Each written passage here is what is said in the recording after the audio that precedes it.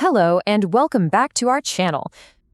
All right, so when we last left off, Sophia had just left the scene, and James is now alone in the alley with our robber, who has decided that the best way out of this is to, well, just pretend to be unconscious. It's a choice.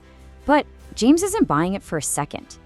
You know, James is actually more amused than anything else. He calls out the guy's terrible acting, but the robber is committed to the role. So James figures he'll test that commitment with a little kick.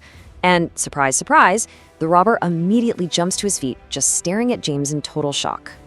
Now that the girl's gone, it's interrogation time. James gets right to it, asking who sent him. But the robber tries to stick with this flimsy story about just being a poor guy trying to make a buck. James is just not having it. He gives him a hard slap and cuts right through the lies, pointing out, "You think I'm stupid? This wasn't a robbery. You tried to kill her." So the robber, feeling cornered, tries to puff out his chest and play tough. He starts boasting about being a black belt and how he'll end James if he touches him again. But James just ignores him. Instead, his eyes fall on the dagger that the robber dropped earlier, and he calmly picks it up. James isn't scared at all. He flashes this really unnerving smile and says, "Let's play a fun little game." And before the robber can even process what's happening, James flicks his wrist, sending that dagger flying straight at the guy's hand. The robber squeezes his eyes shut, letting out this terrified scream, but he doesn't feel anything. He opens his eyes and sees the dagger is perfectly wedged right between his fingers. Phew, right? Well, that relief lasts for about half a second, because then he sees that the blade is sunk deep into the solid cement wall behind him. I mean, what kind of strength does that even take? And James, he just casually scratches his head, pretending to be disappointed. He's like, lucky for you. My aim's a little rusty. Then he just yanks the dagger out of the wall and gets ready for another throw, promising he won't miss this time. And that's it. That's the moment the robber completely breaks. Yep, as James winds up for that second throw, the robber just can't take it anymore. He starts screaming for James to stop, promising he'll tell him absolutely everything. He finally gets it. This isn't some random kid he's dealing with. And just like that, the whole story comes spilling out. Turns out, he was hired by some mysterious dude in a mask. The pay was $2,000 and the job was simple: harass Sophia by any means necessary. This just confuses James. Why would anyone pay $2,000 just to have some girl harassed? For a second, he wonders if maybe some secret admirer staged the whole thing, hoping to swoop in and be the hero, a role that James kind of stole by accident. But even that doesn't really make a whole lot of sense. So the robber thinks he's finally off the hook. He's confessed, he can go home. Right? Wrong. James stops him and says, "Hold on a minute." He points out that this whole ordeal caused both him and Sophia some pretty serious psychological trauma, and for that, he's gonna need some compensation. James thinks for a moment and decides on a number. He says he's a reasonable guy, so he'll only ask for a modest $300 to cover their mental anguish. You know, just a fair price for almost getting stabbed and terrified. The robber is furious, but he's way too scared to say anything.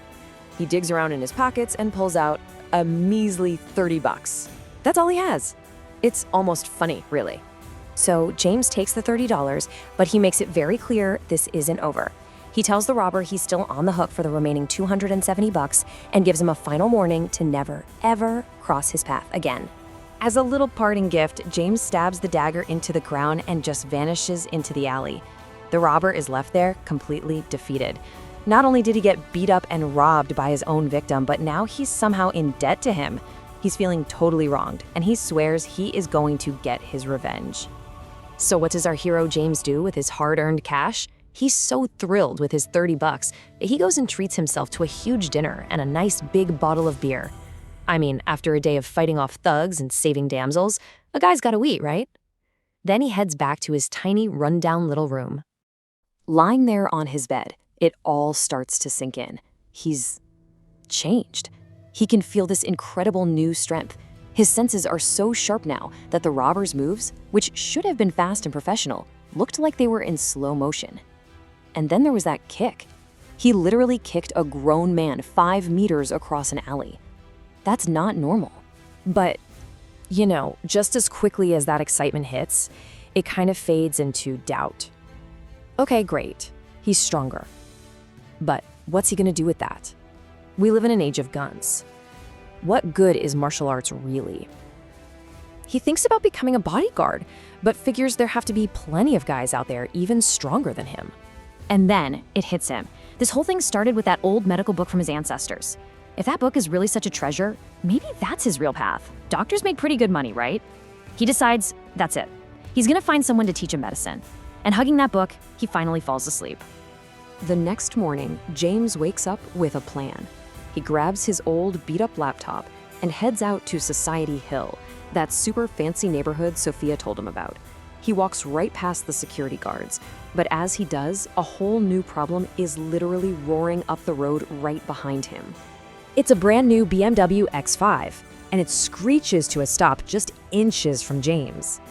The guy behind the wheel is Ben Smith. He's a classic rich kid. His dad is some big real estate mogul, and he absolutely loves using his fancy car to impress girls. And Ben is clearly not having a good day. He rolls down his window and just starts shouting at James, who had no idea he was even blocking the way. So James's new powers are about to face their first test of the day, and it's against unchecked, arrogant wealth. If you liked the story, please like and share it, and subscribe to the channel to watch future episodes. Thanks for watching.